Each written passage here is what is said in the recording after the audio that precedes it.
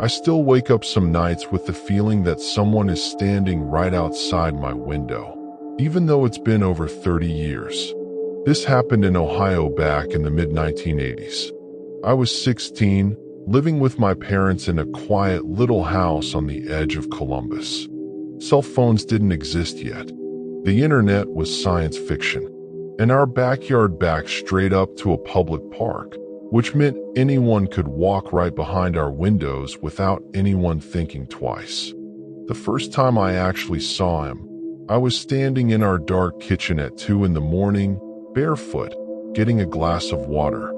The only light came from the faint glow of the stove clock.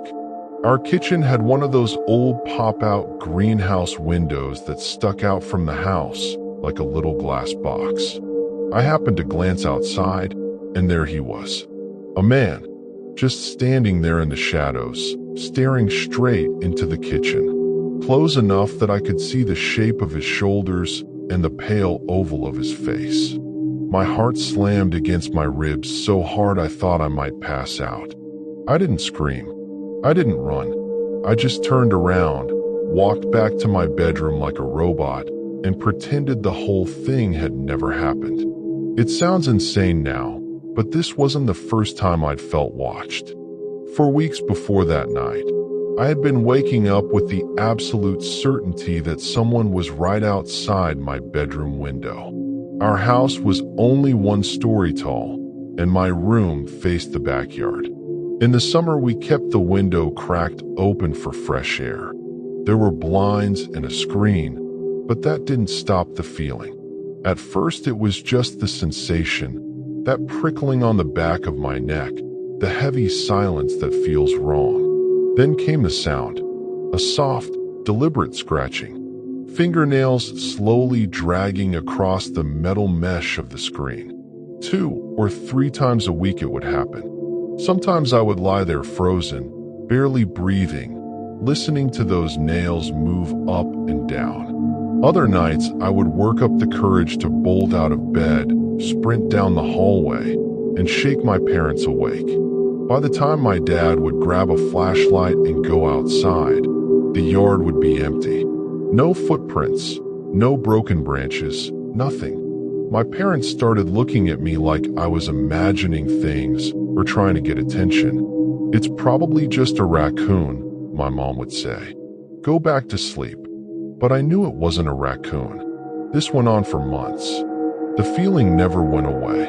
The scratching kept coming.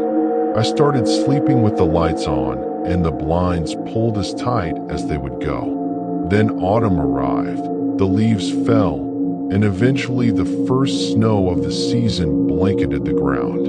That was when my parents finally believed me. There, perfectly clear in the fresh snow right beneath my window, were footprints.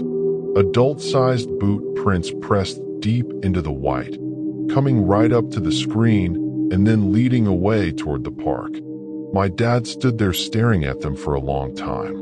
He didn't say much, but I could tell he was shaken. Even so, this was the 1980s in a small suburb.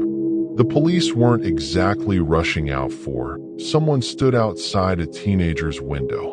They took a report, told us to keep the doors locked, and that was about it. Life went on, tense and uneasy. Then came the night everything exploded.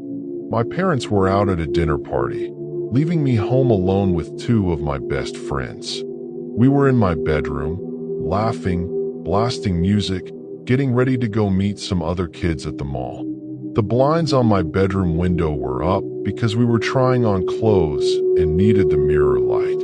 I turned around to grab something from my dresser, and there he was, standing directly in the window frame, only inches away from the glass, staring straight at us. He wasn't hiding anymore.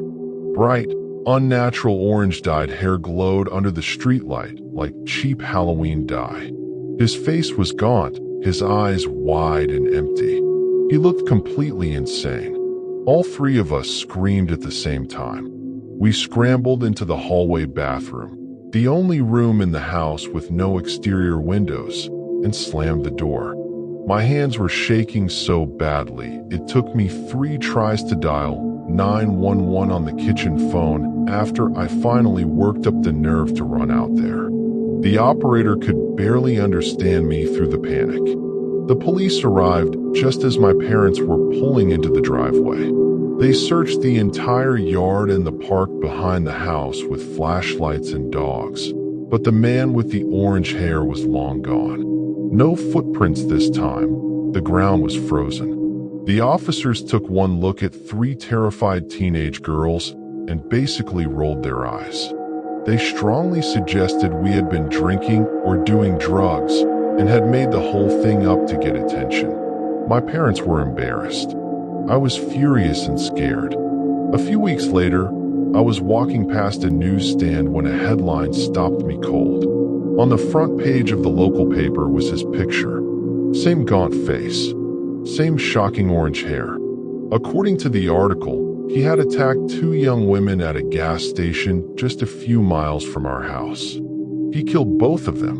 When police finally cornered him, he refused to drop his weapon and they shot him dead on the spot. I stood there on the sidewalk, newspaper shaking in my hands, feeling the strangest mixture of horror and overwhelming relief wash over me. He was never coming back to my window. To this day, I don't know when he first started watching me. I don't know how many nights he actually stood there in the dark while I slept just a few feet away. I only know that the man with the dyed orange hair was real, and for months, he chose me. Before heading further, YouTube analytics shows that 98% of viewers are not subscribed to channel. If you really like our content, then do consider subscribing the channel, which help us grow and motivate it. I still look over my shoulder in crowded places, because somewhere out there are 3 people who once convinced me they could make me disappear. This happened back in 2022. I was 24, deeply naive, and already fighting a losing battle with my own mind. I had spent my entire life being groomed to take over the family house when my father passed away. Anything beyond that, college, a real career, clubs, hobbies, was dismissed as pointless. My father was in his 70s, aggressive, and convinced that everyone else on earth was an idiot. He would befriend people just so he could get high and tear them down for sport. If I ever stood up for myself, he called me weak. If he hadn't personally taught me how to do something, he assumed I was too stupid to figure it out. We had been fighting constantly. I was done. I had been working factory jobs for years and knew I could afford to move out and finally stand on my own. Then, out of nowhere, I got a message from a girl I had dated when we were teenagers. She was the very first person I had ever been with. We had known each other for 12 years total, but we had been out of contact for 8 of them. She said she was back in the area after leaving a toxic relationship and wanted to reconnect. I had no idea how bad her world really was. We started spending time together. My father hated her instantly and refused to let her come around, but he would never explain why. It was always the same because I said so attitude. I was so exhausted by his constant put-downs and the way he treated me like I was mentally slow that I stopped listening to him. Looking back now, I cringe at how little I actually understood about people and the world. After days of angry texts, my father finally told me he wanted me out of the house. So I packed my things and moved in with her and her family for what I thought would be just a few days. They welcomed me with open arms. Her adoptive mother, her stepfather, her stepbrother, and her biological father, who was somehow still involved, all seemed incredibly supportive. They wasted no time telling me that my father was manipulative and controlling, that he had been using me, and that even my dog, who had clear trauma from the puppy mill I rescued him from, had probably been abused by him. They seemed so warm, so understanding, so on my side. They started dropping strange stories that other relatives would casually confirm. Her biological father was supposedly an FBI agent. They claimed the whole family had ties to organized crime. The stepfather carried himself with this confident, Tony Soprano-type energy that sometimes made the hair on my neck stand up. Red flags were everywhere, but I was already inside their world, and the door felt locked behind me. This was my life now. Over the next 4 months, my girlfriend began manufacturing fights between me and her adoptive mother. She would invent things I had supposedly said or done, then twist things the mother had done, always positioning it as us against them. She made me feel like she was the only one I could trust. Meanwhile, I had grown genuinely close to the stepfather.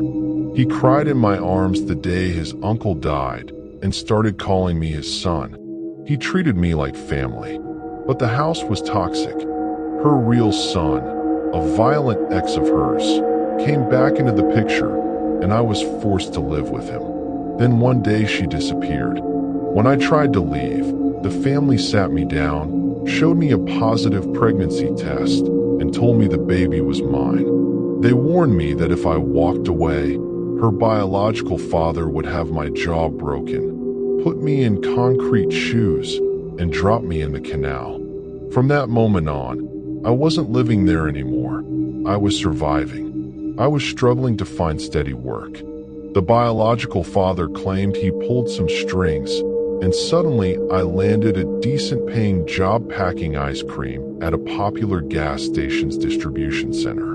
The money was good, but mentally I was checked out. Every morning I would sit in my car before my shift, sometimes laughing, sometimes screaming and crying until I felt like I was filled with wet sand. I only lasted a month. One day I dropped an expensive industrial magnet that cost $10,000 and shattered it. They fired me on the spot. After that, I became convinced the biological father was going to have me killed, just like the family had threatened. Then my girlfriend ran off again to be with her ex. I finally sat down with the rest of the family, and we compared stories. Everything clicked. They turned on her completely, disowned her for the chaos she had caused, and apologized to me for everything. They even let me stay a little longer while I got back on my feet. By then I was a full-blown alcoholic, drinking myself blackout drunk every single night just to numb the pain. When I finally moved back in with my father, things were still tense, but at least I was out. A few months later, the adoptive mother called me screaming, accusing me of telling people I had slept with her. She said not to worry about how she heard it.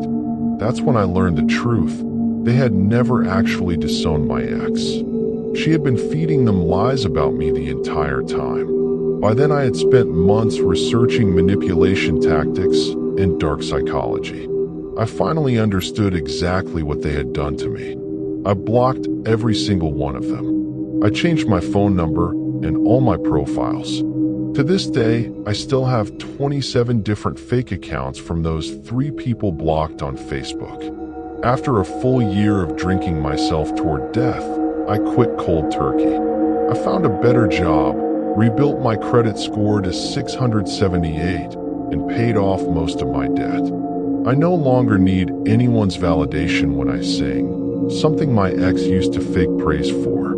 She had a baby not long after she left, and to this day I have no idea if it's mine. I refuse to find out, because I know exactly how far she would go to use a child for money or control. I've left out so many other horrifying things they did.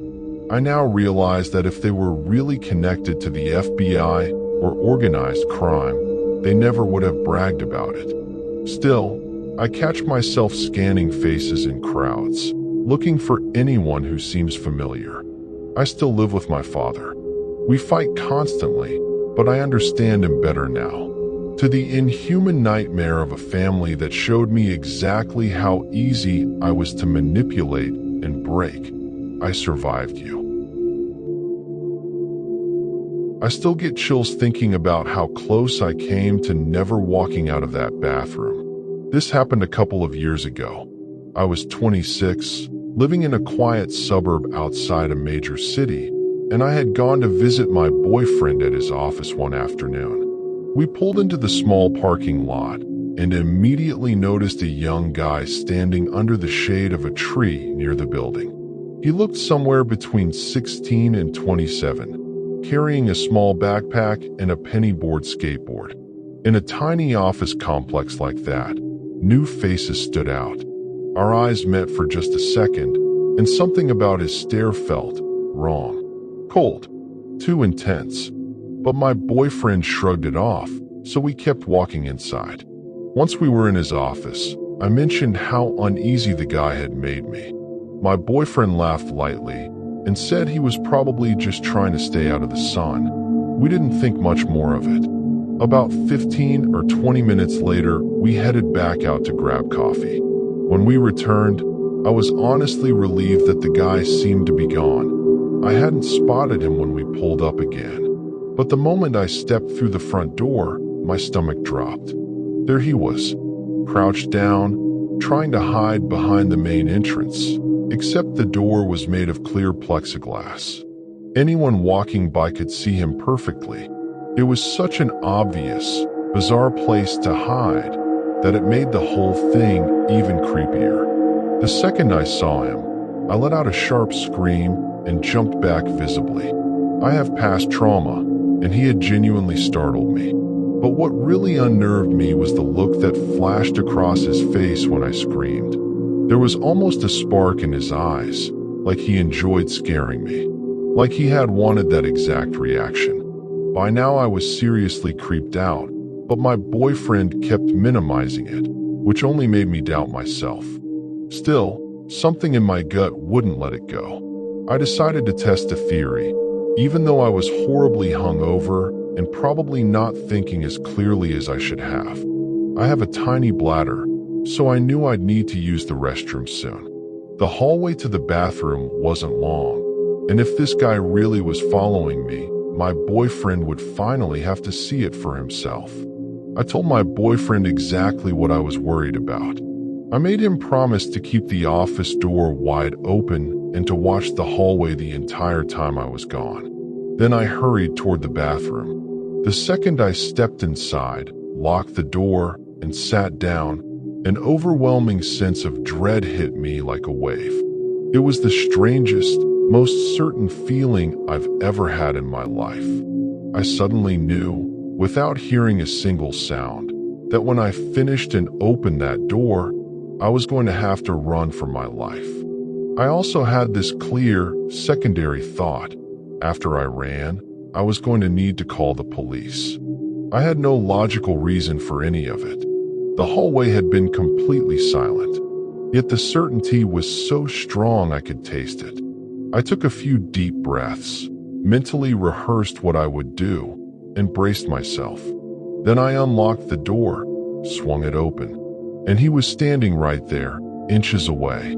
His eyes, dark, flat, and completely lifeless, told me everything. In that split second before I screamed, I could see his intention as clearly as if he had spoken it out loud. He was about to shove me back inside the bathroom and lock the door behind us. If I hadn't been hyper-aware, that's exactly what would have happened. I've been assaulted before, and I know that look. The eyes go dead, black, soulless. I screamed at the top of my lungs, a raw, blood-curdling sound that actually made him flinch and stumble backward. I didn't wait. I bolted down the hallway, still screaming, slammed into my boyfriend's office, slammed the door shut, and locked it. "Call 911. I gasped. "He's right outside." My boyfriend didn't believe me at first. The police, when they arrived, were skeptical too, until they walked into the lobby and saw the guy still there.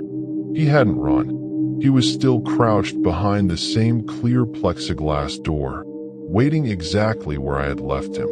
The officers ran his name and discovered he had an active warrant for his arrest for a sexual assault charge.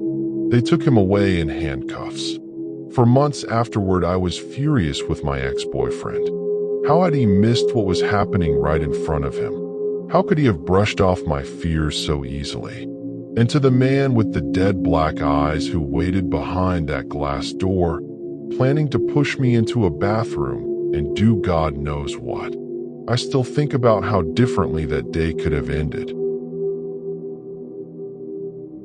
Some nights, I still lie awake wondering what would have happened if I had stepped out of the car that night.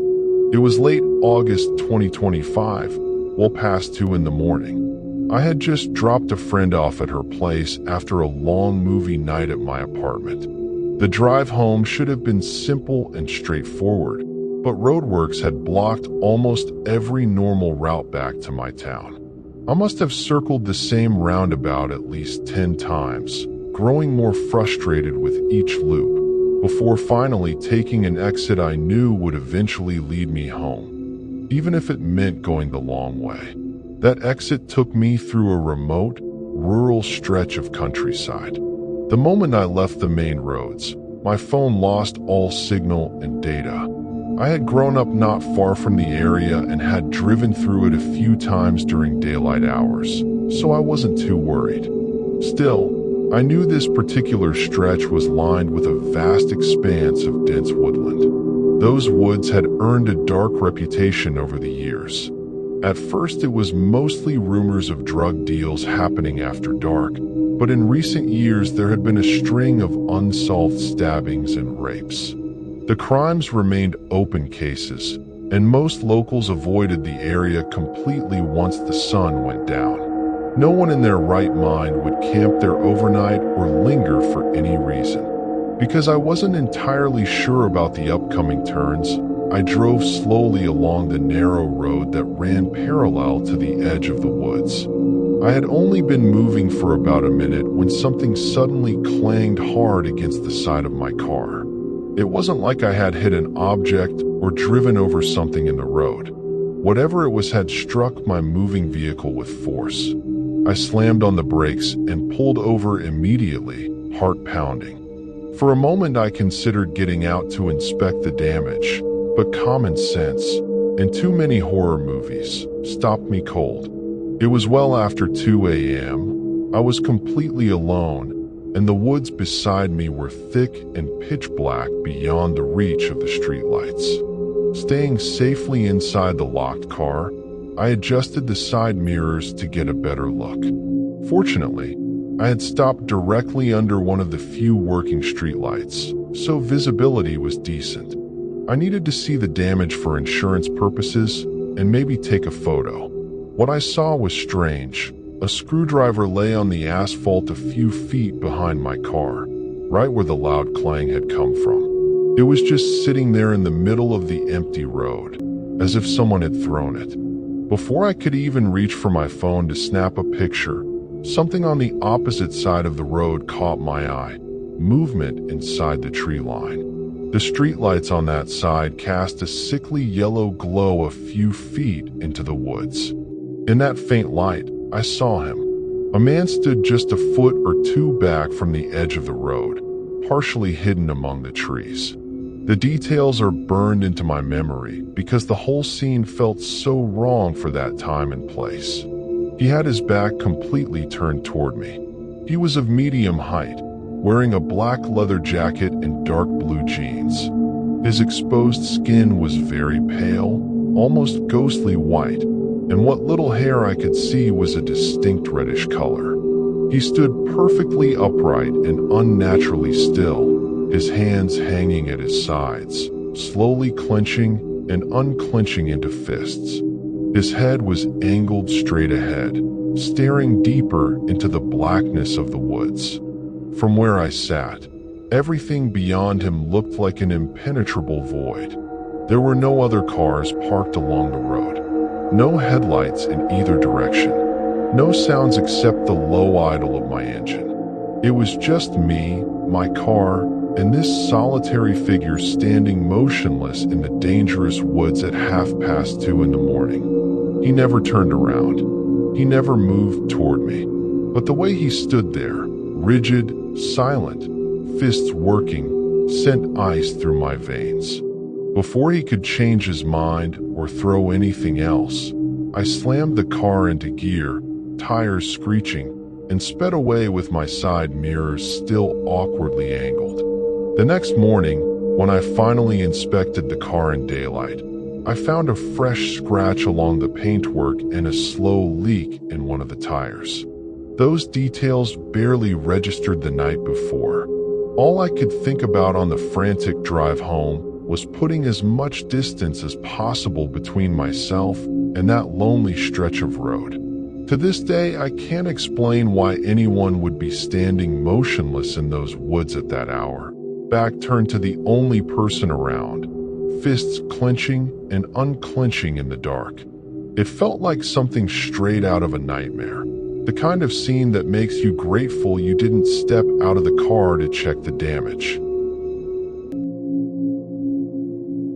I trusted him with my broken pieces when I was at my most vulnerable, and he turned out to be the one who shattered them even more. It all began in August 2025. I had just been discharged from a mental health facility after struggling with severe alcohol abuse. While I was there, I met a therapist who seemed incredibly charming and kind. He was compassionate, attentive, and appeared to understand everything I was going through. From the very first conversations, it felt like a genuine connection. He helped me create a solid discharge plan, and thanks to his guidance, everything went smoothly. At the time, I felt incredibly lucky and deeply grateful to have found someone who seemed to care so much. Once I was out of the hospital, I learned he was a licensed professional counselor associate running his own practice. I signed up for therapy with him almost immediately. I believed it would be the perfect continuation of the support I had received in the facility, and he had seemed genuinely excited and eager for me to continue working with him. In the first few weeks, the sessions went beautifully. We connected effortlessly, probably because of the rapport we had already built in the hospital. He appeared thrilled to see me every time, and he even suggested we meet at his regular office. Everything felt right, maybe too right. Then September arrived. We scheduled an 8 p.m. session for one evening, and it started off well. He even brought me small gifts and asked all the usual questions about whether I was taking my prescribed medications, like naltrexone for alcohol cravings. The session flowed naturally. That same night, my stepmother had fallen and was in the hospital. He kindly offered to drive me there so I could visit her. The drive was short, and we made light conversation the whole way. He still came across as the warm, charismatic person I thought I knew. But after he dropped me off at the hospital that night, everything shifted dramatically. The following week, I waited for him to reach out and schedule our next session, as he had always done first. When I didn't hear anything by the end of the week, I sent him an email. 2 days passed with no reply. Finally, he responded saying he was available, but then casually mentioned that a scheduling manager had stepped in and was now handling all his appointments and availability. We arranged to meet that Saturday. From the moment I walked in, I could tell something was wrong. He seemed irritated and distant, as if he didn't want to be there. The session felt flat and unproductive compared to our earlier ones. He kept repeating empty phrases like, "I'll never give up on you," but his tone didn't match the words. Then, without warning, he announced he would no longer offer phone calls or text messages between sessions. He claimed I was too much and that his personal availability wasn't suitable for my needs, even though he had known every detail of my situation from the very beginning. Before that session, I had called him once in distress, and he had immediately yelled at me, telling me to call the 988 crisis line instead. This was the same man who had freely given me his personal number while I was still in the hospital and had encouraged open communication. The sudden change left me confused and frustrated. I decided to give it one last chance. We scheduled another session, but this time he shortened it to only 30 minutes. The hour-and-a-half sessions we used to have were suddenly gone. That alone told me it was time to stop. Still, I went. The energy in the room felt completely one-sided again. His demeanor had changed entirely, cold, detached, and judgmental. He even blamed me for the fact that he had yelled during my earlier call, insisting I had pushed him to that point. I honestly don't believe I did anything to deserve that reaction. By the end of that final session, I knew I would never go back. I left feeling a confusing mix of guilt, frustration, and sadness. We had built real rapport, or at least I thought we had. He had promised to keep checking in on me and assured me nothing would change. Yet he never followed through. A few months passed. Now it's December, almost the new year, and I still haven't heard a single word from him. I'm not surprised anymore, given how the last session ended. Today, I feel almost completely over the whole experience. Thankfully, I haven't needed to return to therapy, but I still carry a lot of rage toward him. There's little I can actually do about it, which makes it even harder. I just needed to get this off my chest and see if anyone else has ever gone through something similar with a therapist. I doubt reporting his name would result in his license being revoked, but I'm proud of myself for walking away. I know now that I deserve a truly professional therapist if I ever decide to seek help again in the future. Looking back, I can't help wondering, did I encounter an ego-driven narcissist who was using his therapist license to manipulate and abuse vulnerable clients? Or was he simply a terrible, unprofessional therapist who should have known better than to treat someone the way he treated me?